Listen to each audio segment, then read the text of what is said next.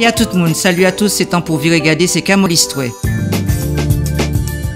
Aux Antilles, le 29 mai 1801, Jean-Baptiste de Lacrosse débarque en Guadeloupe. Avec lui, les droits et libertés de la population noire sont réduits en opposition avec ses grandes valeurs républicaines.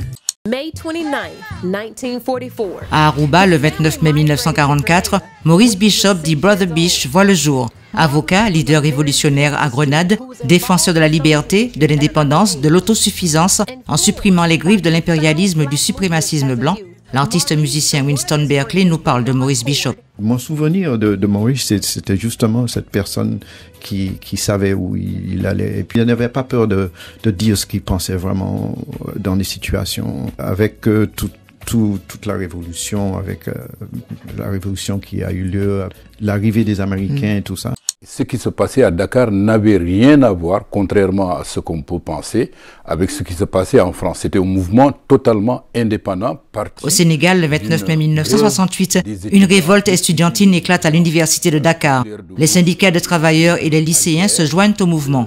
La grève générale va paralyser le Sénégal et le président Léopold Sédar Senghor instaure l'état d'urgence. L'historien et homme politique sénégalais Abdoulaye Bathily avait 21 ans à l'époque. A décidé de fractionner parce qu'ils disent que les étudiants sont devenus trop nombreux, ils ne peuvent pas, à cause des allocations budgétaires, permettre de donner une bourse entière à tout le monde. Et donc, ça, c'était le déclenchement de la révolte. Nous sommes arrivés à déclencher une grève générale des cours avec boycott des examens, blocage de l'université, et c'est parti comme ça. La masacre de Panzós, llevada a cabo el 29 de mayo de 1978, au Guatemala, le 29 mai 1978 à 9 h du matin, 800 paysans de la région, expropriés de leurs terres, se réunissent sur la place publique pour réclamer au maire la restitution de leurs terres. Un contingent militaire mobilisé à la demande des propriétaires encercle la place et ouvre le feu sur les manifestants.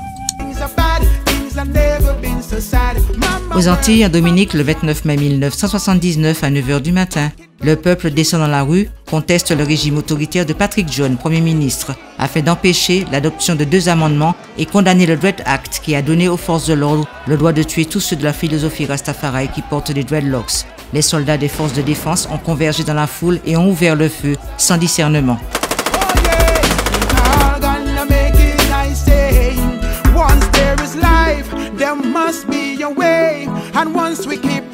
Voilà, Ibout, c'est terminé pour aujourd'hui. Nous avons regarder demain pour d'autres Camolistoué.